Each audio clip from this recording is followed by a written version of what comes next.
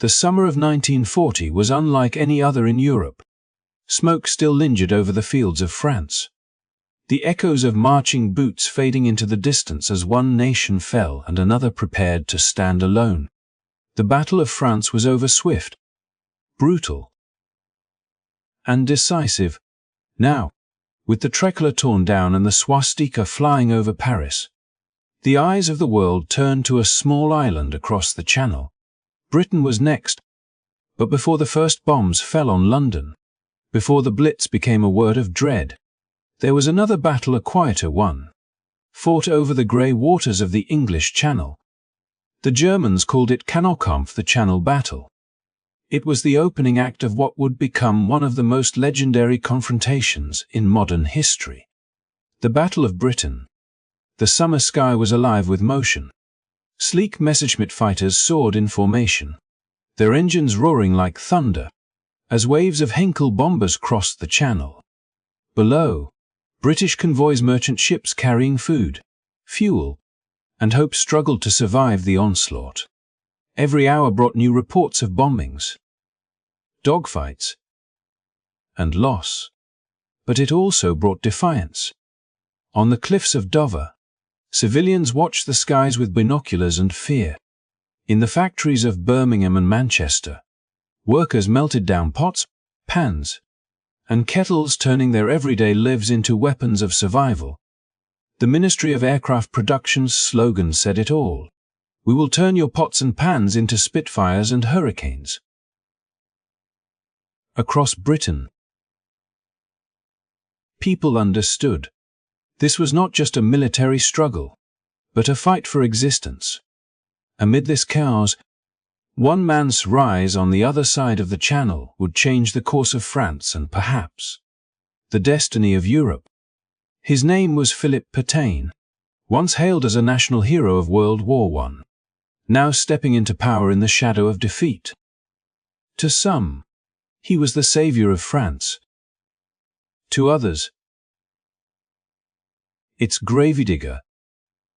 Tonight, we revisit this turning point, the moment when democracy fell, when fear reshaped a nation, and when one man's decisions would echo through decades of history. This is the story of how a hero became a dictator, and how France traded liberty for the illusion of stability.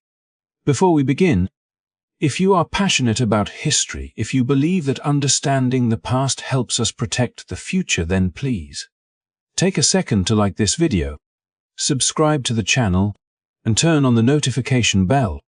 It helps us continue bringing stories like this to life, stories of courage, betrayal, and the choices that shape the world we live in.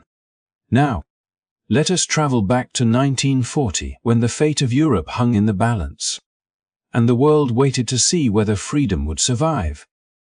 As the German Luftwaffe prowled the skies over the Channel, Britain faced a challenge that went far beyond strategy and tactics. It was a battle of resources, ingenuity, and the resilience of a nation under pressure. The Royal Air Force had fought valiantly during the earlier campaigns, but the rapid collapse of France had left Britain acutely aware of its vulnerabilities. Fighter aircraft were scarce, and every pilot and plane would count in the coming struggle to defend the island.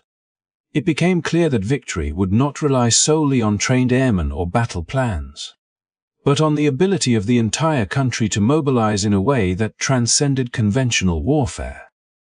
In the factories of London, Birmingham, and Manchester, the hum of machinery had taken on a new urgency.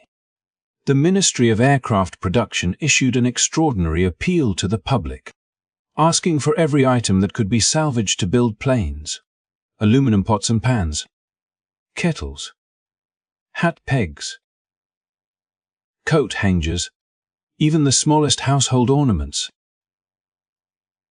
Ordinary citizens, who only weeks before had been preoccupied with the routine of daily life, suddenly found themselves in a position where their discarded kitchenware could become the skeleton of a Spitfire, the wings of a Hurricane, or the fuselage of a Blenheim bomber. Housewives, clerks, and factory workers became silent contributors to a war effort that demanded creativity and sacrifice from every corner of society. The streets themselves transformed into arteries of support. Collection points appeared in towns and villages, with queues forming as neighbors brought aluminum in bags and baskets, sometimes debating the relative usefulness of each item while sharing stories of friends and relatives who had already volunteered in other capacities. The act of donating an everyday object became a statement of unity, a small yet potent way of participating in a fight that seemed, at times, impossibly vast. Even children, encouraged by parents and teachers, brought spare items from their homes, understanding instinctively that every contribution mattered. At the same time, the ministry did not stop at appeals alone. It wove a narrative that captured the imagination of the public. Slogans and posters turned household chores into acts of national service, reminding everyone that the humble act of surrendering a saucepan could contribute directly to the defense of the skies. Newspapers carried stories of planes constructed from donated materials, each tale blending technical achievement with the personal sacrifice of those who had contributed. The imagery of pots and pans becoming fighters that could chase and outmaneuver the Luftwaffe sparked a sense of possibility, transforming fear into determination. For the British people, this was more than propaganda, it was a tangible way to reclaim agency in a time of uncertainty. Behind this public effort, engineers and factory workers faced the daunting task of converting disparate donations into functioning aircraft. Aluminum, lightweight yet strong, became the lifeblood of a burgeoning production line. Each sheet reshaped, melted, and forged into components that had to meet exacting standards. Skilled laborers worked around the clock, welding and riveting with precision, aware that a single flaw could cost lives in the skies above southern England. Factories buzzed not only with machinery but with a palpable sense of urgency, a collective energy that bridged social divides and united technicians, mechanics, and ordinary citizens in a singular purpose. The transformation of household items into instruments of defense was both literal and symbolic, demonstrating how innovation could emerge from the crucible of necessity. The initiative also had a psychological effect, bolstering morale at a time when news from the continent was grim.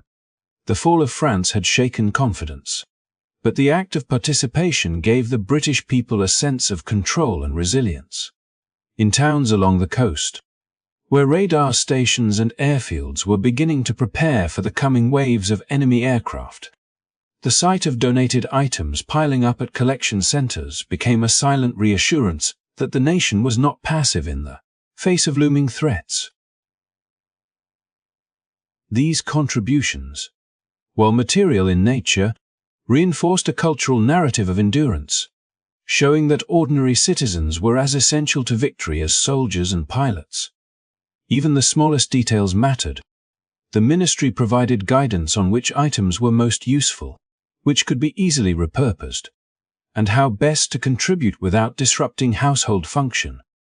The careful coordination of collection, transport, and manufacturing created a complex but remarkably effective supply chain, demonstrating the capacity of a nation to adapt under pressure.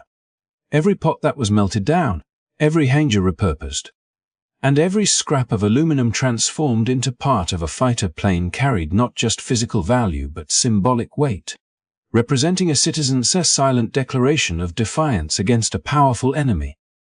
This collective effort blurred the lines between civilian life and military preparation, emphasizing that in total war, survival depended on the participation of everyone.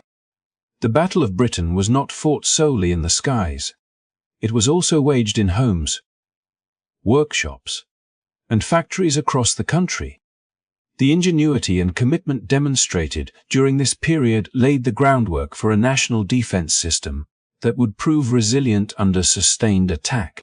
It was an extraordinary convergence of necessity, innovation, and communal spirit, one in which the ordinary could directly influence the extraordinary, ensuring that when fighter planes took to the air, They carried not only steel and aluminum, but the hopes and determination of a nation determined to survive.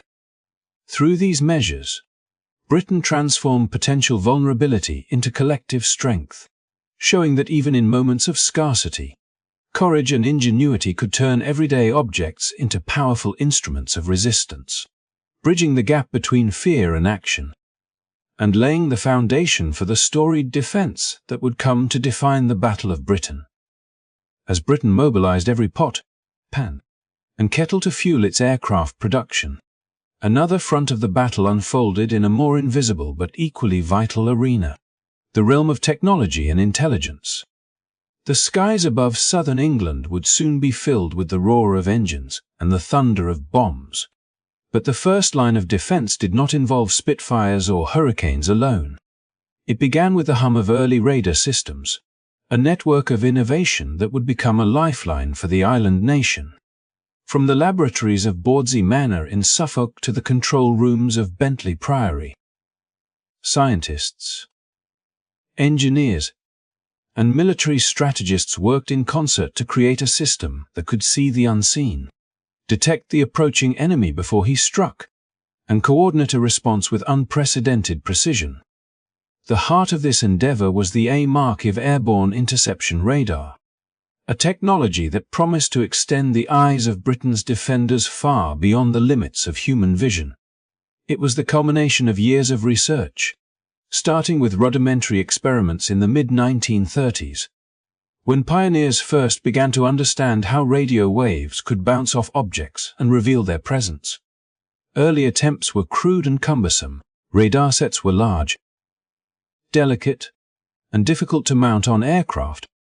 The signals they emitted would linger, creating echoes and ringing that obscured the detection of targets nearby. Yet each failure taught valuable lessons, shaping the minds of those who refused to accept that darkness could hide a bomber with impunity. By 1940, these incremental breakthroughs coalesced into a practical, operational system. The AMARCIV did more than simply detect incoming aircraft. It integrated with the Dowding system, a centralized network that combined radar data with observations from ground posts, telephone reports, and plotting centers. Operators at Bentley Priory would take these streams of information, cross-reference them, and calculate the likely path and altitude of enemy formations, transforming raw signals into actionable intelligence. Instructions were then relayed to group headquarters, and from there to fighter squadrons, ensuring that pilots received precise guidance on where to intercept the enemy. In essence, Britain's defense became a living, breathing organism, capable of rapid adaptation and response, a far cry from the fragmented air defenses of other nations. The impact of this system on night fighting capabilities cannot be overstated. While the RAF had long been adept at daytime engagements, darkness presented a new and terrifying challenge. Bombers could slip past observation posts and anti-aircraft guns, appearing seemingly out of nowhere to strike towns and industrial centers. The AMARCIV radar bridged this gap, giving pilots the ability to track targets in the black of night and positioning them to engage with deadly accuracy. For the first time, the British skies were no longer a blind expanse where the Luftwaffe could operate with impunity. They became a monitored, controlled battlefield where every intruder could be anticipated, tracked, and challenged. Yet the story of radar in this era was not solely about machines. It was also about people. Operators spent long, tense hours at screens, translating blips and signals into coordinates and strategies. Pilots trained with new procedures, learning to trust information fed to them through headsets and instruments rather than relying solely on visual cues. Engineers in factories and workshops refined the hardware, ensuring that transmitters and receivers could withstand the vibrations and conditions of combat flights. The system was only as strong as the men and women who operated, maintained, and interpreted it, and the collaboration across disciplines created a culture of innovation that would define Britain's response to the German threat. Integration was the key. Radar did not function in isolation, nor did it operate effectively as a mere detection tool. Its true power emerged when combined with rapid communication and human decision-making. The Dowding system ensured that every radar blip could translate into a fighter vector, minimizing wasted sorties and maximizing interception potential. A single Messerschmitt formation approaching the coast could trigger a chain of activity, ground observers confirming the report, plotting teams refining the target path, telephone operators transmitting the coordinates, and pilots adjusting altitude and heading to intercept at the optimal moment. It was a choreography of precision and timing, a silent counterpoint to the visible chaos of aerial combat. Even as production lines churned out Spitfires from donated aluminum and engines roared to life on airfields, the unseen hand of radar guided them, ensuring that each sortie was not just a gamble but a calculated strike. The AIM archive and its network transformed the odds of engagement, turning raw bravery into a strategic advantage. In a broader sense, it demonstrated a principle that would echo throughout modern warfare.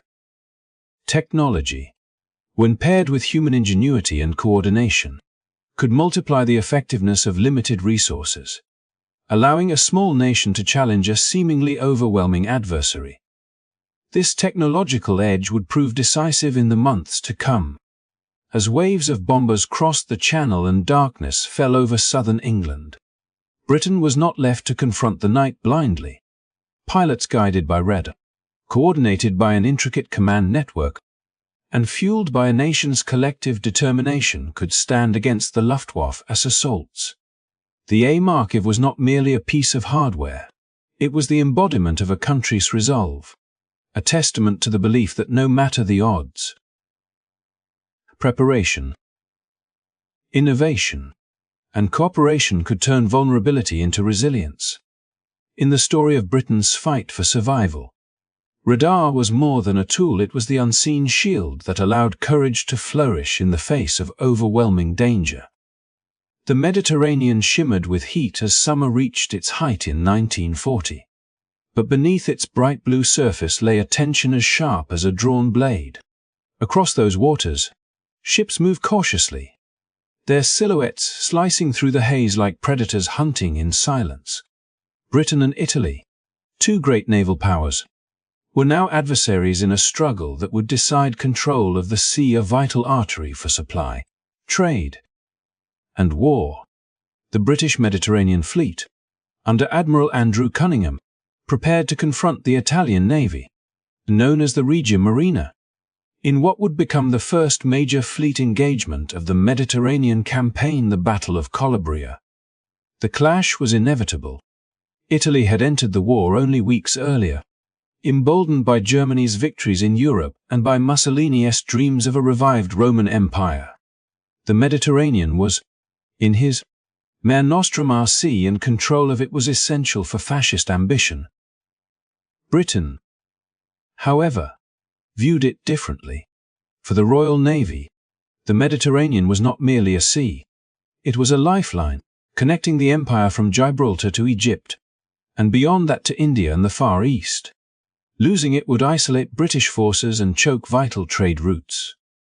And so, both sides sailed toward destiny, the horizon shimmering with promise and peril alike. On July 1940, off the coast of Calabria, the two fleets sighted each other. The morning light was harsh, and the sea calm, the kind of day that left no place to hide. British reconnaissance aircraft had spotted the Italians earlier, giving Cunningham time to maneuver his fleet into position. The Italians, for their part, were confident in their battleships' speed and the accuracy of their gunnery. As the range closed, the first shells screamed through the sky. The thunder of naval guns shattered the Mediterranean stillness. The air filled with the acrid smell of cordite and the haunting echo of explosions rolling across the waves. The battle was chaotic, neither side holding a clear advantage. The British battleship Hum's Warspite scored a remarkable long-range hit on the Italian flagship Giulio Cesare, a testament to British training and precision.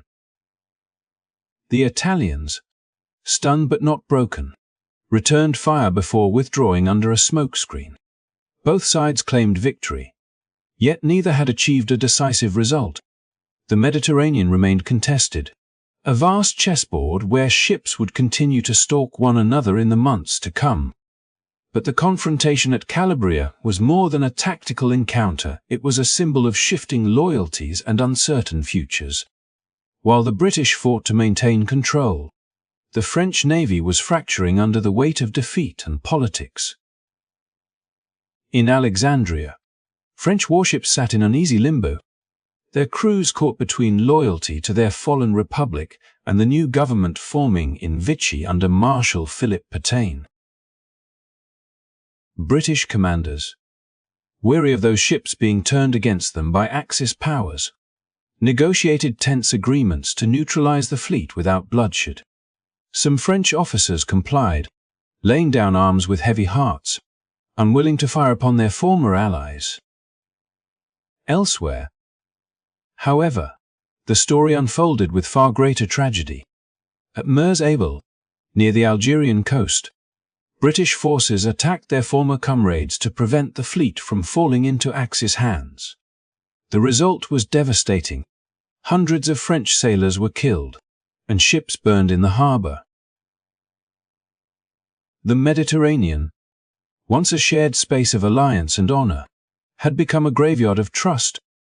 It was a moment that fractured old friendships and sowed bitterness that would linger long after the war's end.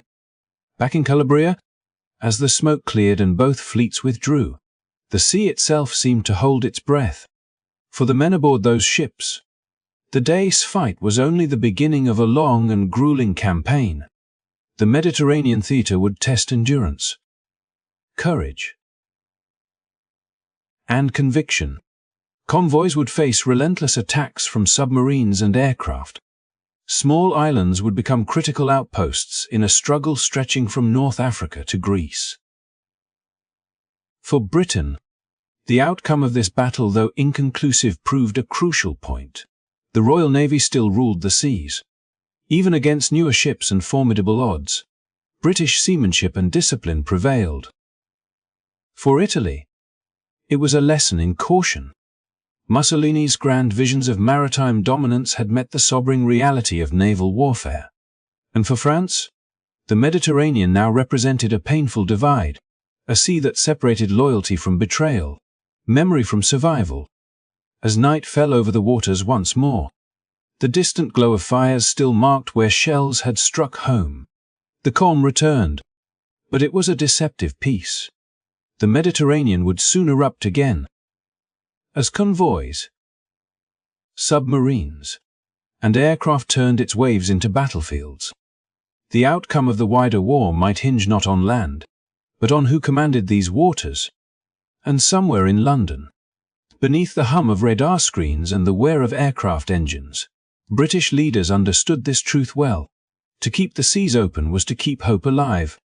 The struggle for freedom would not be decided by a single clash, but by countless acts of courage carried out under the same unrelenting sun and over the same restless waves.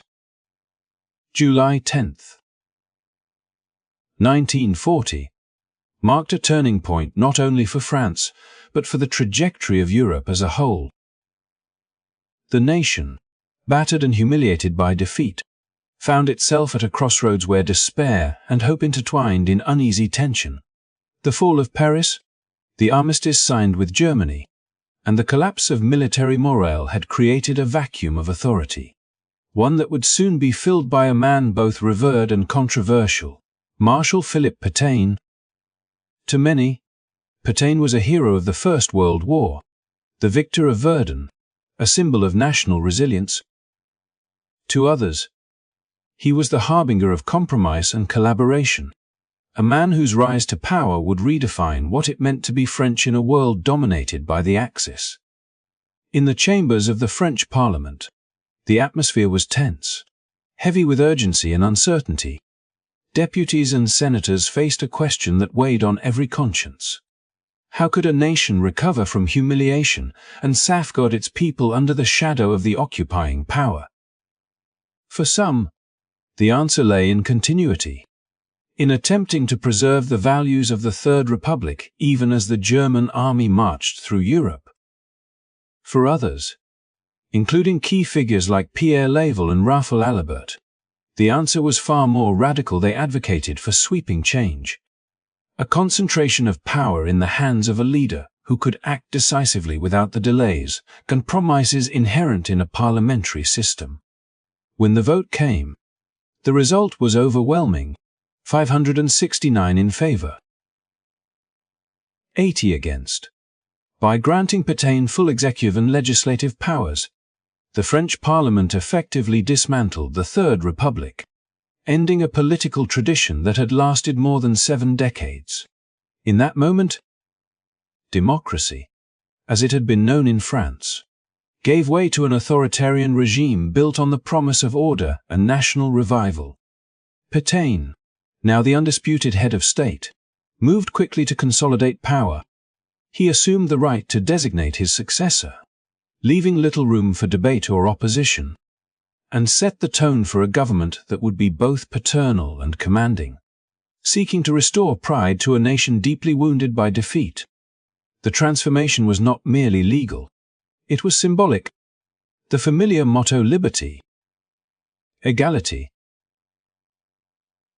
fraternity, liberty, equality, fraternity that had guided French civic life for generations was abandoned in favor of a new creed. Travail, Famille, Patrie, or work, family, Fatherland. Every word carried weight. Work signified the nation's need to rebuild its shattered infrastructure and economy. A call to action for a populace demoralized by defeat.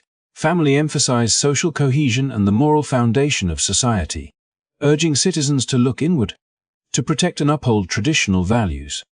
Fatherland appealed to nationalism, to the collective identity of a people whose sovereignty was now compromised, yet whose pride and heritage could still be invoked as a unifying force.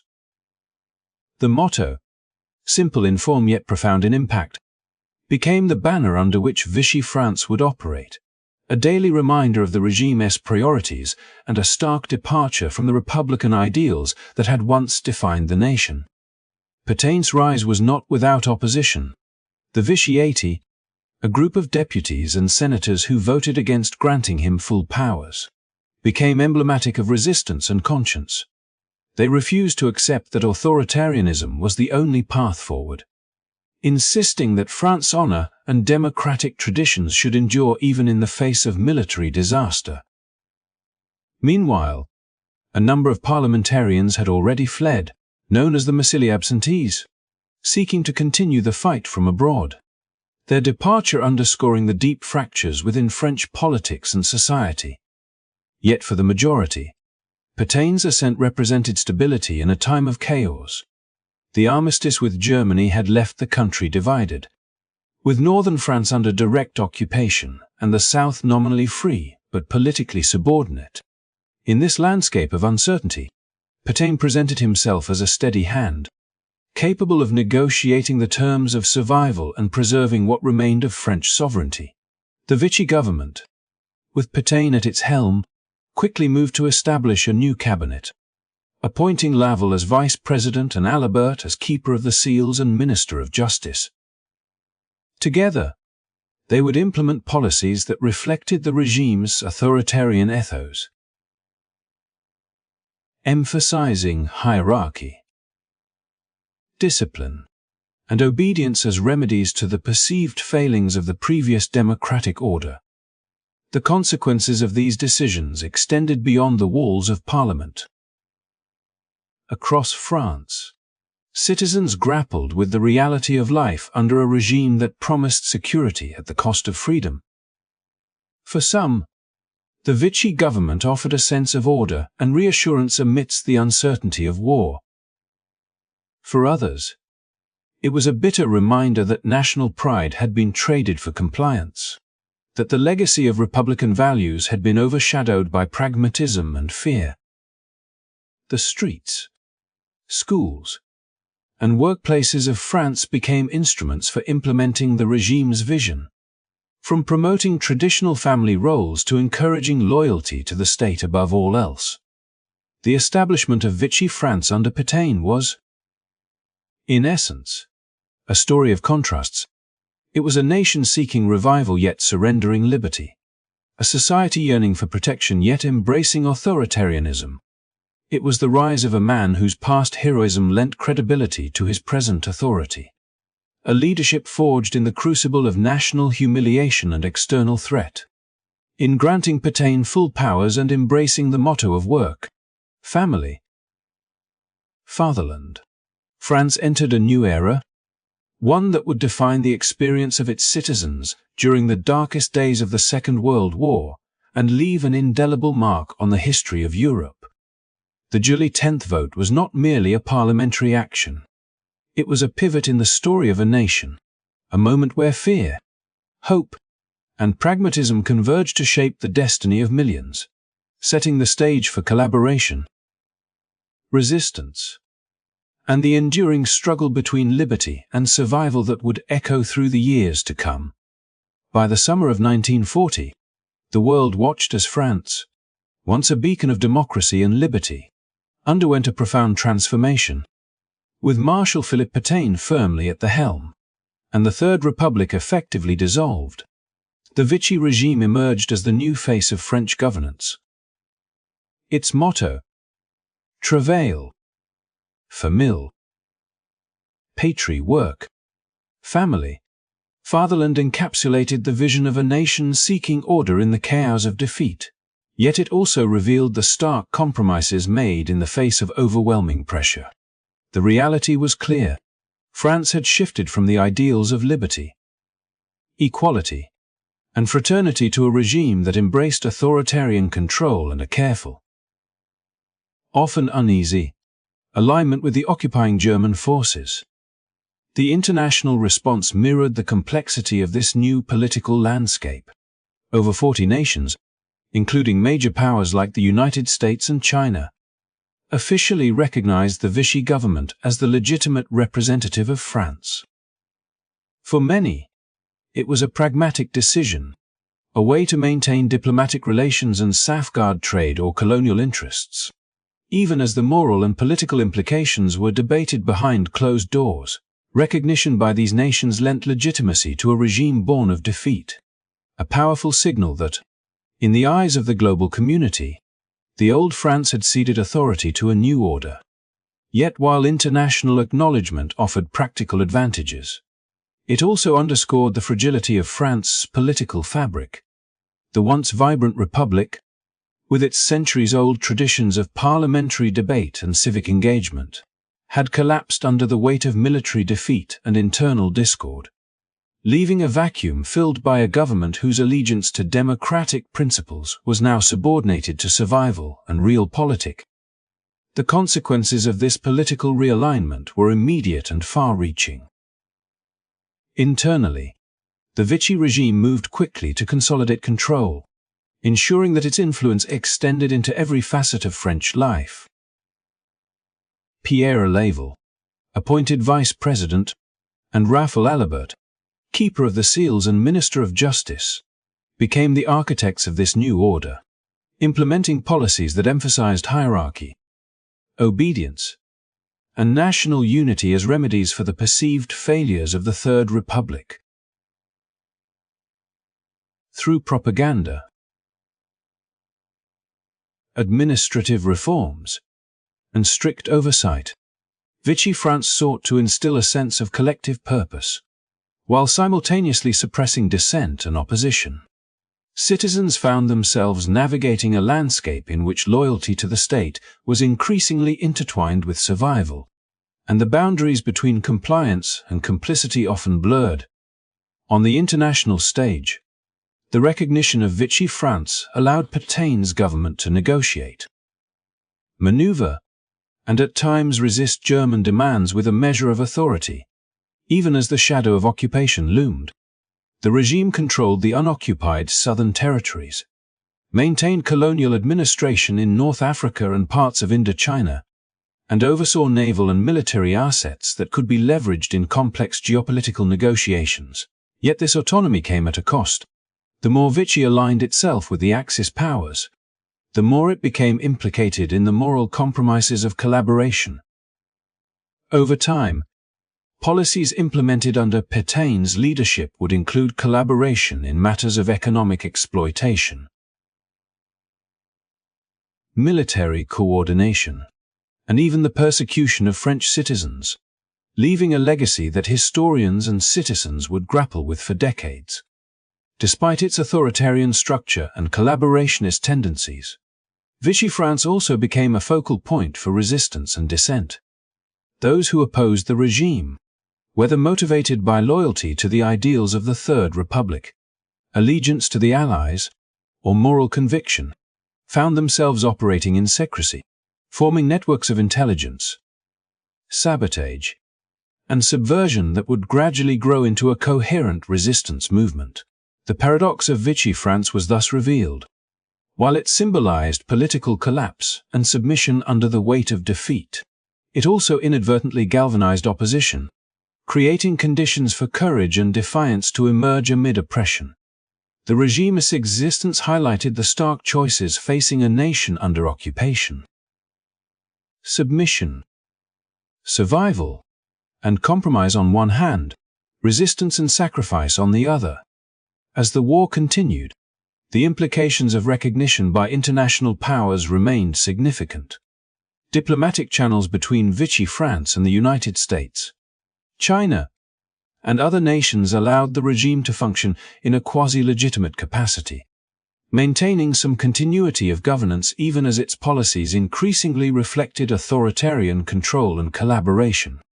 This uneasy legitimacy enabled Vichy to influence the fates of colonies, military forces, and civilians caught between competing powers, and it allowed Pétain and his ministers to negotiate, delay, or implement measures that could protect French interests, or at least give the appearance of doing so.